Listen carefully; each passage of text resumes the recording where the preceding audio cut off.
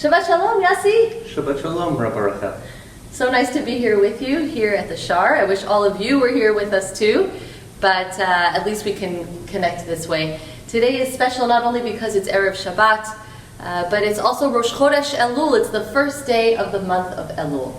And so today we're going to be thinking about the shofar. The custom is to blow the shofar beginning today, beginning Rosh Chodesh Elul, all the way through the month, every day in synagogue, to remind us that Rosh Hashanah is on the way. Exactly 1 month from today will be Rosh Hashanah, and the process of tshuva, of repentance, is not something we simply wake up on Rosh Hashanah to start to engage with. It's a process that takes many weeks and even the entire month of Elul. And so the blowing of the shofar every day reminds us to engage in that process of tshuva leading up to Rosh Hashanah. I'd like to suggest 3 things that you might be thinking about as we hear the shofar now for the first time.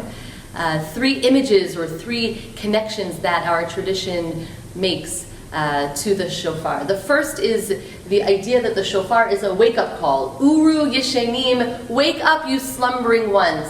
That even if we're going through life a little bit in a haze, in a daze, certainly these days, it's a reminder to focus on what we truly value.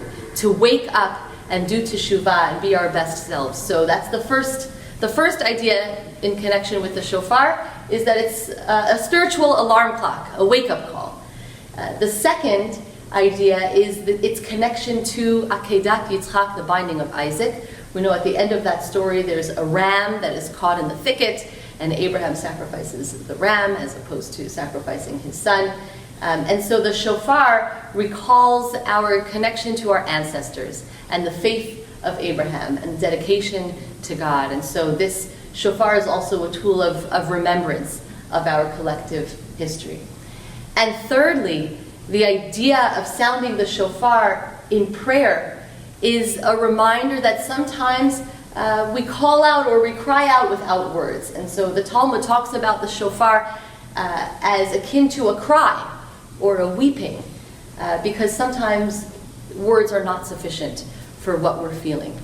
So again, these 3 ideas, the awakening that we feel this time of year, the remembrance, the shofar as remembrance of our past and of the dedication of our ancestors, and the shofar as our primal cry to God, because sometimes we just feel so desperate and so in need of God's presence that we don't even know how to say it. So Yosi will blow for us now 3 distinct sounds: the tkiyah, the long sound, the shvarim, the 3, and the truah, a series of short sounds of the shofar. So take it away, Yosi.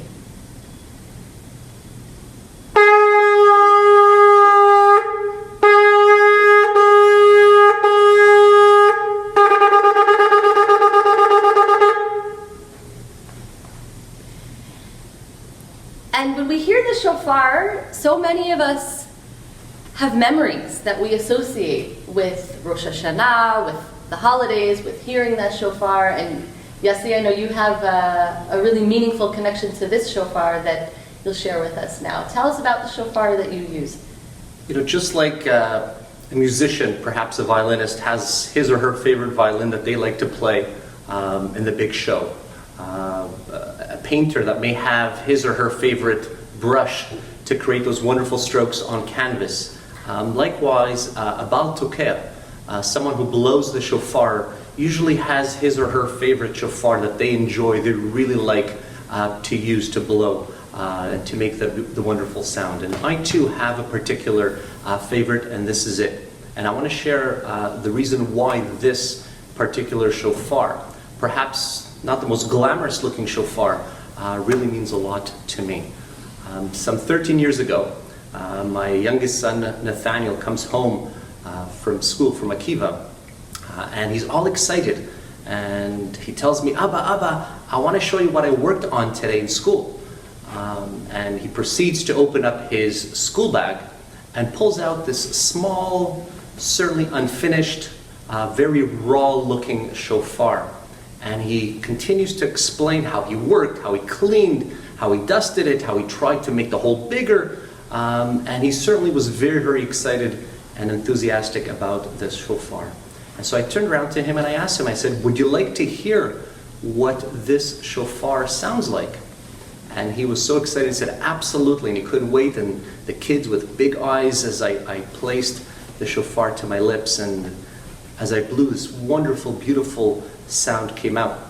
And as nice and as wonderful as the sound was, it did not even come close to that feeling that of pride that really emanated from Nathaniel, seeing that his hands worked on this shofar which I was now blowing. And so he turned around to me and said, Abba, would you blow, or would you consider blowing this shofar at Shul on Rosh Hashanah? And I guess, as they say, the rest is history. Ever since then, this is the shofar that I've been using for the last 13 years. So it's not just the physical shofar, it's all those memories that are tied up in it for you. It's beautiful. So before we close, our favorite thing to do in shul when we hear the shofar is to listen to that Tekiah Gedolah. And I don't know about all of you out there, but I know that when I hear the Tekiah Gedolah, I'm holding my breath along with the Baal Tokea to see if I can make it as long as he can. So Yosi, give us a Tekiah Gedolah to end our time together today.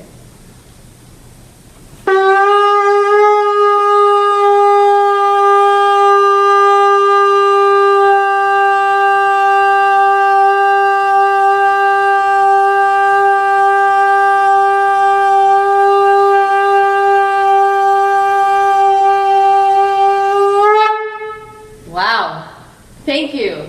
Shabbat Shalom and Chodesh Tov. Shabbat Shalom and Chodesh Tov, everyone.